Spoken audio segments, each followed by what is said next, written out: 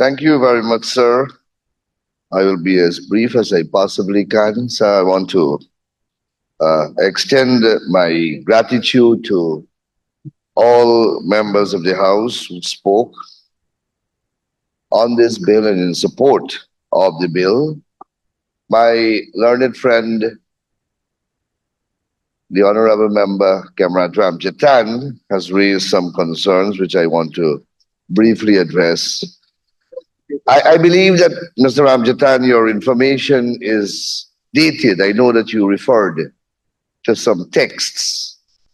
They must have been written some time ago because those were the convention, the original set of problems identified with plea bargaining as it evolved from the case of Turner that you cited.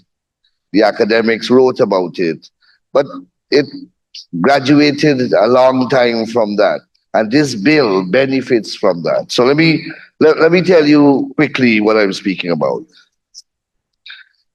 So he supported the bill. He wanted to register some concerns. So improper inducement, for example, is in the bill. So one of your concern is that police will do sloppy work, and because the cases are not going to trial, they are going to be settled, that sloppy work will not be detected, and an accused person can be duped into pleading to an agreement and accepting a conviction which a trial may not yield. That is the sum total of what you're saying. Well, there's a large definition in the bill that speaks to improper inducement.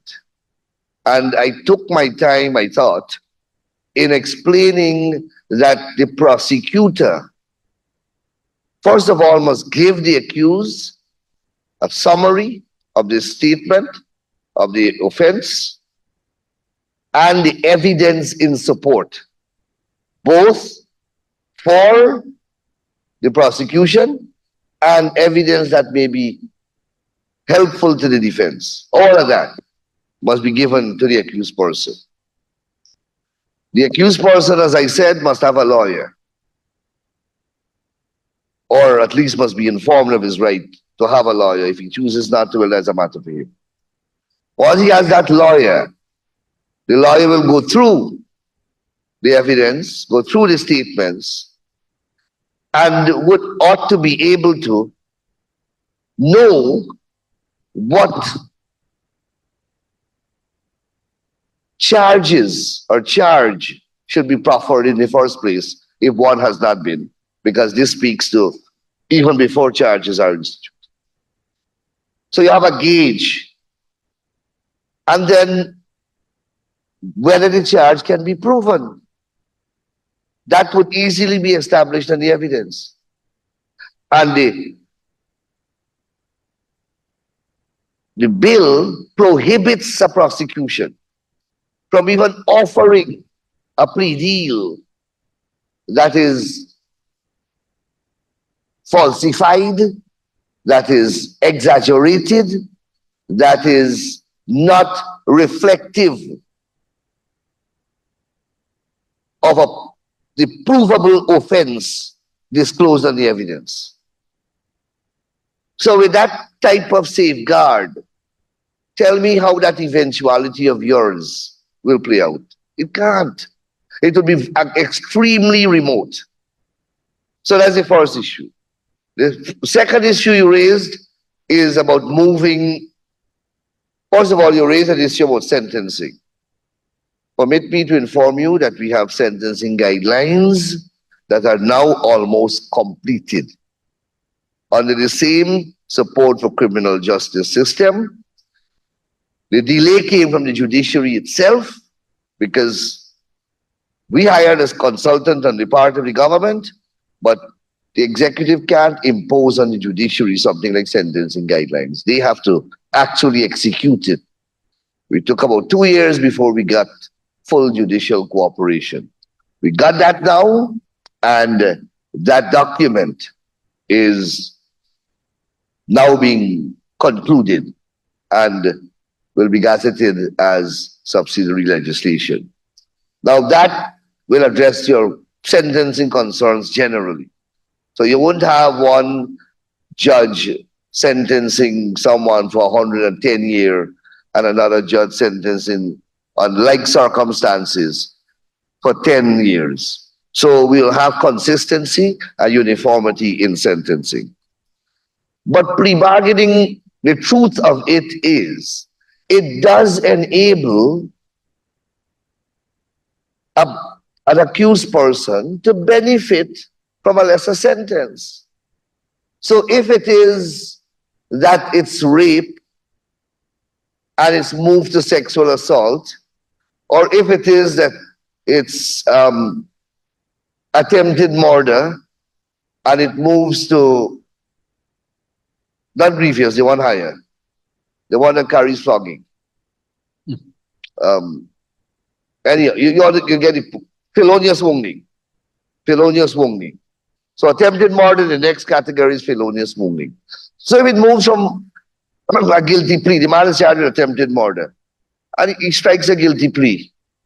And he says, look, I will take a sentence for felonious wounding. That's not bad. The difference between attempted murder and felonious wounding is 3 to 4 years, but that is what a plea deal does. That is what has made it attractive.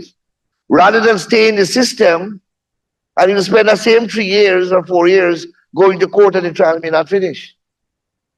He goes early, he gets 3 years off, he accepts liability, accepts guilt. The state saves millions of dollars in a trial, and everybody goes home happy. So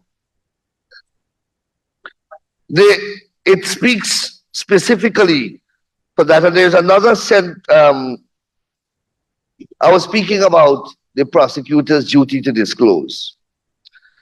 If plea discussions are initiated, I'm reading clause 11, for example.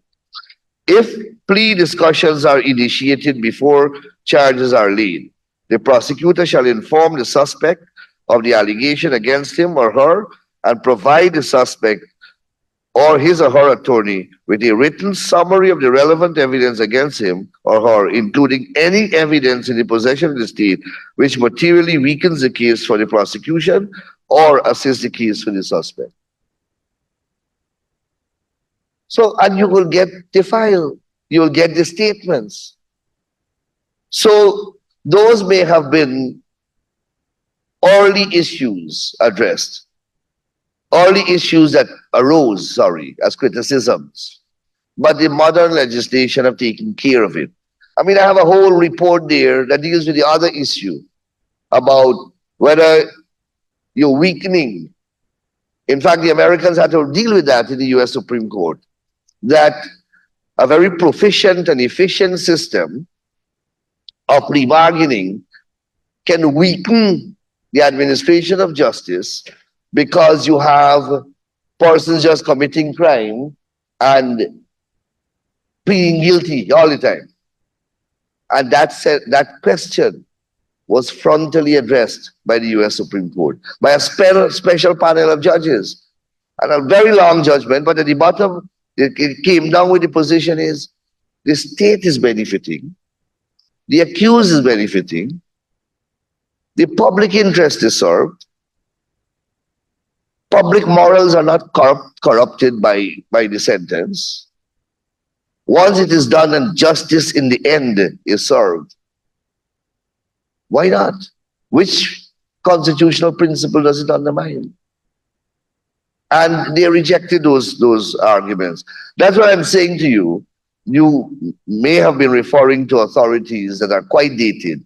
We have moved on, and this bill benefits from the most modern position on the matter. Sir, I think that I've adequately addressed my friend's concern. He's nodding energetically in agreement with me. So I'll take that as his concurrence. And sir, I ask that the bill be read a second time. Thank you.